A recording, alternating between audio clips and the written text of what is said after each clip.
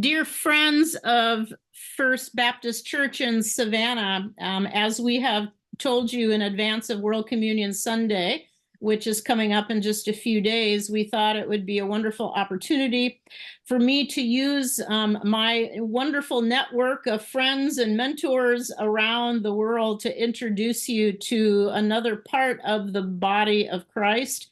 As we remember that we are part of a big church with a big C, not the little c. And so it is my delight to introduce you to someone that I count as a dear friend over many years, and it is the Reverend Rola Sleiman.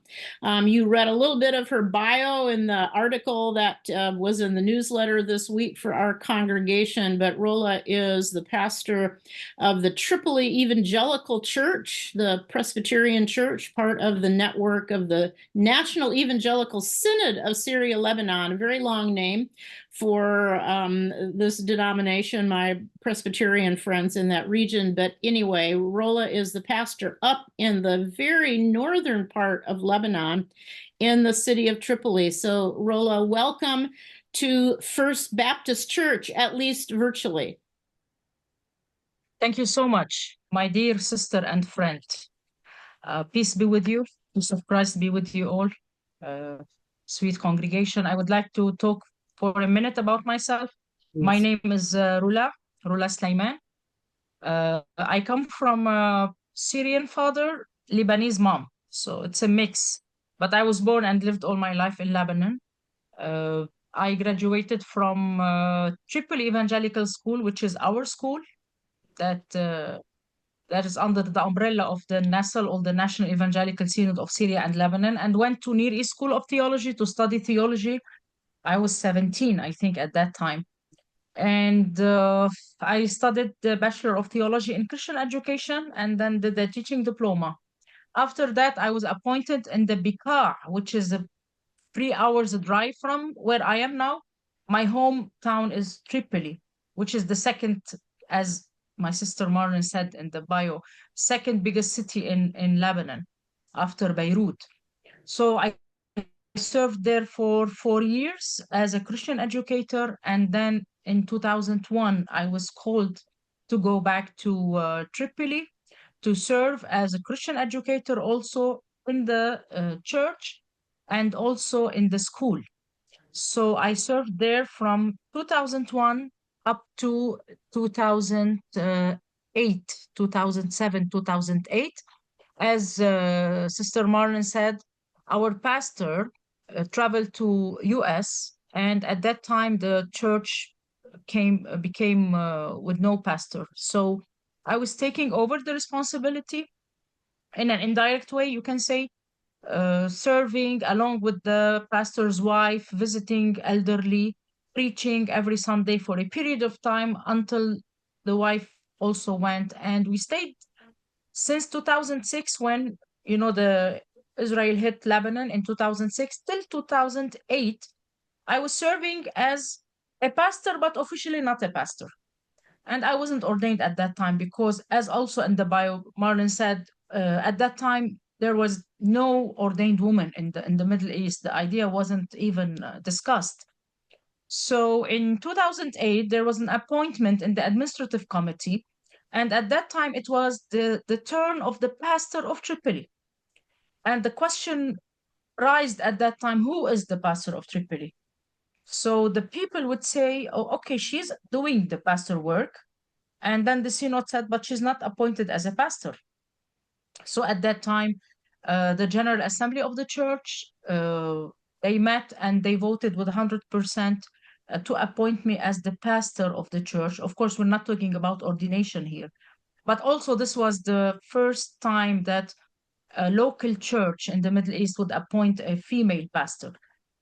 And the congregation, talking about the congregation for a few seconds, it's a small congregation, tight, like a family, very nice congregation, around 85 members, official members.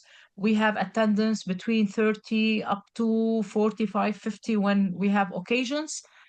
It's located in the church building is located in the old town of Tripoli, in a very somehow poor suburb in Tripoli, but to me, this is also one of the nice testimonies to stay there. I stayed serving as a pastor from 2008 up to 2016, end of 16, when the decision came to ordain me. And I was ordained in February 2017 and serving there as the pastor, as Marlon said, till now. Rola, and of course, your ordination then also in some ways opened the door to further ordinations because later that year, our mutual friend, Reverend Najla Kassab, and then within a couple of years, Mathilde Sabah out in Syria. So that was, again, it always has to begin somewhere. And so this began with you, and we thank God for that.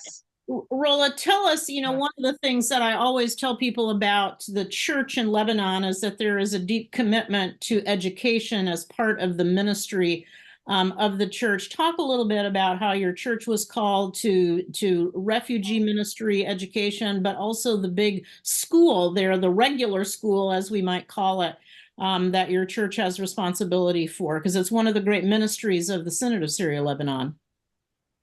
Yeah. Everything goes back to the Reformation.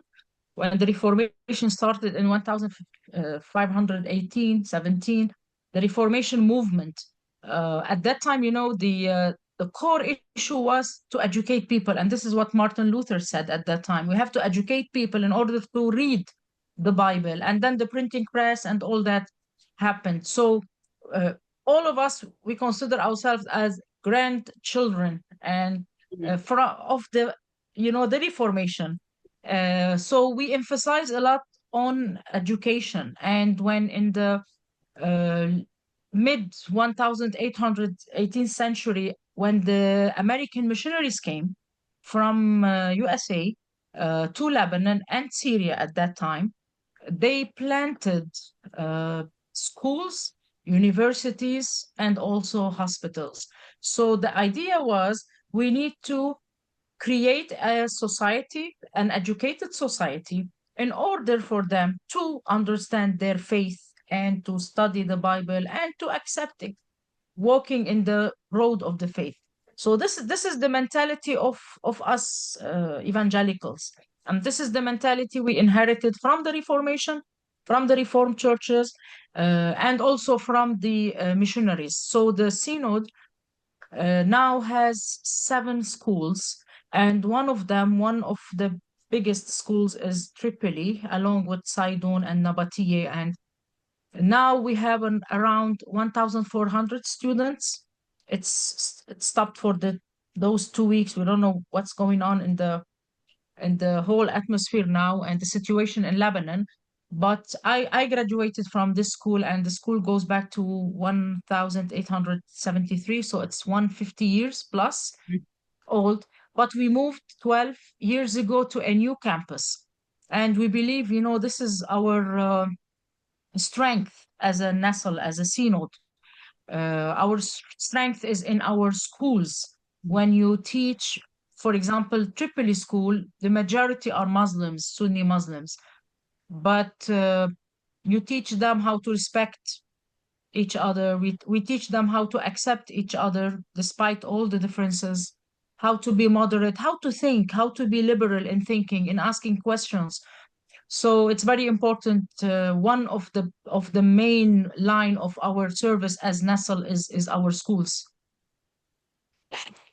Rola, talking about the refugee, you want yes. me? Yeah, in 2016, when the crisis in Syria started in 2012, it started 2011-12. We had a lot of refugees. And then the question was, what are those refugees doing? Some of them were born in Lebanon. Some of them, they came very young.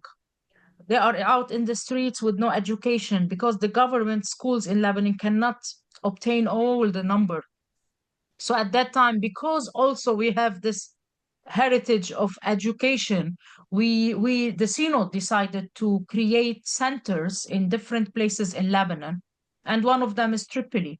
So we used the old campus of our school, TES, Tripoli Evangelical School. We used a department And for a period of time, we had around 125, 130 students coming at 8 and then leaving at 12:31, taking the major uh, subjects like mathematics, science, Arabic, English, educating them.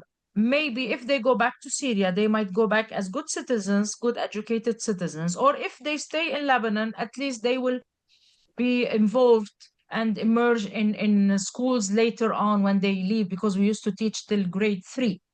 And this service was took like a big piece of my heart, because it was very dear to me. It stopped in 2018 for some practical reasons while we were in Iraq. And then we moved to another department close to the place where I live in Majlaya. And it's still going on. It didn't start yet because of the situation, but hopefully it will continue. Rola, you mentioned the situation. Obviously, the whole world knows that Lebanon is in the middle of a war, not of their own choosing. And given the fact that Lebanon is such a small place, and that's one of the things I always remind people of, because the United States is so big. So something can happen in one part of the United States that doesn't have any impact upon somebody, even in the next state. But in Lebanon, which is so small, whatever happens in one place affects everyone. And of course, all of the things that are going on there affects the whole country. So, and I'm thankful that actually our Western news media covers this very directly. We don't always do a good job of covering international news, but we're covering this. So, Rola, my question to you as a pastor, as your congregation now is living in the middle of war, how do you provide for them a vision of God's future? How do you encourage, how do you give them hope in what seems to be a hopeless situation? Well, this is a very big question. Um, I was born during the Civil War, so this is not new to me. Most of my life has been ups and downs. Every few years we have some peace and then something happens. So this is the third, fourth time maybe I witness and experience war. Uh, Most of the Lebanese are still the same. I was hoping that the new generation, like my nephew, my nieces, wouldn't experience direct war, because most of them are born after 2006. But unfortunately, because they are Lebanese, they have to pass through this also, this hard path. First of all, we have to provide ourselves with this hope, because now the situation is very bad, as you are hearing, and it's affecting everywhere. We're not affected directly, like there's no bombs, but all the day today we're hearing airplanes all the time. We're not hit directly. Physically, we are okay. A friend of mine, a dear friend of mine, posted something which I loved a lot. She said, "We are fine, but we are broken. Mm. We're very broken. There's too much pain and sadness in our hearts that this beautiful country, and hopefully your congregation would have a chance one day to come and visit. We have a beautiful country, tiny, very tiny, but it's too problematic, and this is very painful. Everybody now is anxious. Everybody is somehow losing hope that what's happening is bigger than us. But this is where our mission comes, we as pastors. And this is what has been my focus for few sermons now: being steadfast in your faith, having hope, and this is my motto, and this is what Jesus taught us. Having hope doesn't have to be related to direct situation, to surrounding situation. Our hope is beyond that. Our hope is further than what's happening now around us, because I can't give them, like, false hope. I can't give them false hope about living in a walking in a road full of roses. No, it's not like that. Lebanon is not like that. We have a lot of challenges. We're facing a lot of struggles, and what is coming realistically is worse than what we are facing now. So we know that, and I can't preach false hope. So I have to give them or at least express what Jesus really taught us about peace. He said, in this world, you're going to have a lot of troubles, but believe in me, I have ruled the world. So he told us that we're going to face a lot of troubles. And like 2 Sundays back, I was preaching and I found this lovely story which expresses exactly what I'm thinking of giving hope and peace, especially to Lebanese people and people living in this area. That, there was this nice painting that has a lake, and this lake is raging with high waves, and there was a big storm hitting this lake. And in the middle, there was a rock, and in the rock, in the middle of the rock, deep down, there was a nest. And in this nest was a small bird sleeping peacefully with everything going around. So the meaning is everything is around us is actually like a storm. And it could go worse in any second. But our inner peace, we God provided us, Jesus provided for us, and it shouldn't be affected with what is going on, because sometimes you may live born in Lebanon maybe or another place and die and you don't experience peace. But the peace of Christ, the eternal peace that he gives us, is it's deeper. It's this faith in what's coming, that evil will not rule. And when we pass away, we're gonna go to a better life.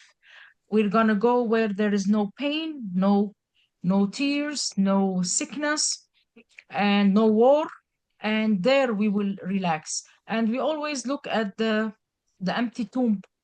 And I told them last time, look at our cross in the church. The cross doesn't have the crucified. Jesus is not there. It's empty. The tomb is empty. So the tomb resembles the darkness, the end. But to Jesus, it wasn't the end. So this is our faith. This is exactly what Christians should believe. Death is not the end. Well, dear Rola, as we run out of time, it's hard to kind of, maybe not hard, but probably the easiest place to end is with a word about the resurrection, which is an important one. And I have always learned, as you know, so much from my Christian friends in the Middle East of what it means to be faithful during difficult times. It's easy to be faithful in easy times. So we continue to pray for you to lift up that message of hope and encouragement, but we also do dare pray for an earthly peace to come back to Lebanon for the daily life of your congregation, your family, for the beautiful country that is Lebanon. And we hope to see that not too far into the future.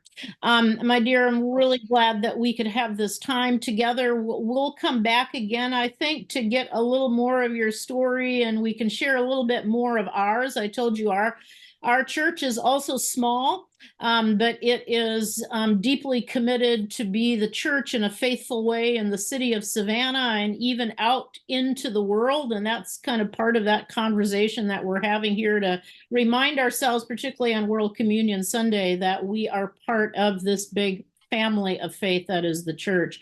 So, my dear, please convey on behalf of First Baptist Church to your congregation that they will be in our prayers this Sunday in church. And the reason why I can guarantee that is that I'm doing the prayers of the people in worship on Sunday. And so for sure, this will be part of that conversation. So, my dear, I'm going to end the recording button, or push the recording button, with my love and prayers for you and the church. And we will come back, we hope, in a more peaceful time for your beautiful congregation. Your prayers and your thoughtfulness means a lot to us. Thank you. Thank you, my dear.